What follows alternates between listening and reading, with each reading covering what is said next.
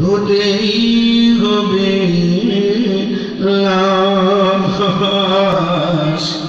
মাঝে মাঝে মনে হয় কিসের আনন্দ, কিসের তো হাসি উল্লাস। একদিন মরতে হবে, হতেই হবে লাশ। মাঝে মাঝে মনে হয় কিসের আনন্দ, কিসের তো হাসি উল্লাস। মরতে হবে কিনা, মরতে হবে কিনা? অতএব কবরস্থানের জন্য কবরস্থান কমিটির পক্ষ থেকে বলা হয়েছে যে আপনি হুজুর একটু কবরস্থানের জন্য একটু কালেকশন করেন। তা